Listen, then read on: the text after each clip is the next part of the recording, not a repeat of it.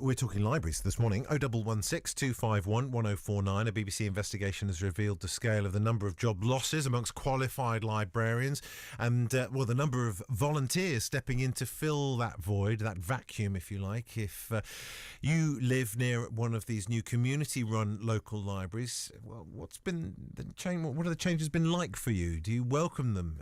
0116 251 1049 if you'd like to come and have your say this morning.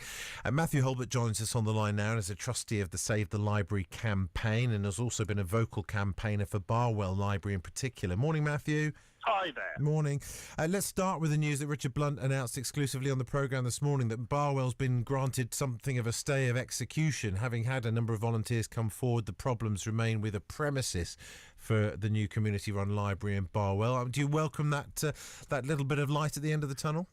Yeah, absolutely. I welcome any light at the end of the tunnel, which will mean that Barwell may retain its library. But, I still think, and this goes to a more general point about the situation with libraries at the moment, that volunteers shouldn't be put in this position. That's not knocking the volunteers. I think it's fantastic that people come forward to try and save their local library wherever it is. But I do think we have a situation where they're kind of doing so with the gun to their head, which in my view goes against the idea of what volunteering by its very nature should be. Because what local authorities, including Leicestershire, are saying is if you don't come forward to save this library, this public service, then we will close it. Or replace it with a mobile service. Well, I mean, mobiles are okay, I suppose, but they're clearly not going to have, I wouldn't have thought at least, all the services which a static library would have. I mean, Richard Blunt, the council lead at Leicestershire for libraries, sounded driven to me this morning to ensure that no libraries close in the county. I mean, do you not share that drive, or do you feel that drive is perhaps misplaced? I certainly share the hope that all of Leicestershire's libraries can be saved, but I'm afraid I think Leicestershire County Council have been cowardly custards on this, and instead of saying our financial situation is this due to the situation with national government, and we feel that some libraries may have to close because of our budget situation, what they've said is they've almost devolved themselves of responsibility by saying, well, what can we do? What can we do if there aren't volunteers to take over this library? And in actual fact, what volunteers should be are people who supplement full-time staff in taxpayer-funded in libraries, pay for out of general taxation. But instead what we've got is this situation. Matthew, we've slightly lost the quality on your line. I don't know if we can get to another sort of spot where we get Apologies, is that better? That's a little bit better, yes. Okay.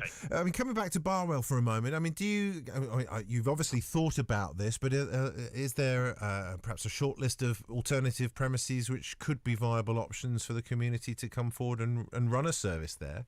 I think there are potential different places where a library can be placed in Barwell, but again, I would ask the county council. I know they may not be there at the moment, but I would ask them for an answer to this, which is why did they move the library from a smaller premises just over 5 years ago to brand new premises if this was coming down the pike? I mean, I know as a former councillor that libraries make forward budget projections. If they knew that something like this was likely, why put it into new premises in the first place? Well, everything's easier with a little bit of hindsight, isn't it? 5 years ago, they may not have understood the true scale of it and at the time, and obviously would have committed to that move some years before that, I'm sure. But just moving forward, Matthew, a final point, if you will.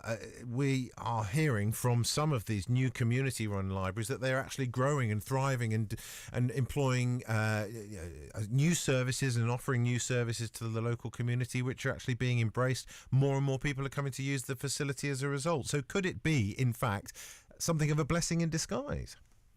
Well, as I say, I welcome, in a situation where there's no other choice, volunteers coming forward to run libraries, and I also welcome the fact that I think a lot of the members of the community, members of the general public, have realised, gosh, we really do need to use this local facility, or it will be completely lost. And so, of course, I welcome that people have started using their local libraries again. But I'm afraid I won't be shaken from my belief that we pay our taxes, we pay general taxation, and I think one of the things that people expect to come from that is to have a professionally staffed library. Libraries are universities for the masses, and they shouldn't be closing. And both local and central government need to think again in this policy area.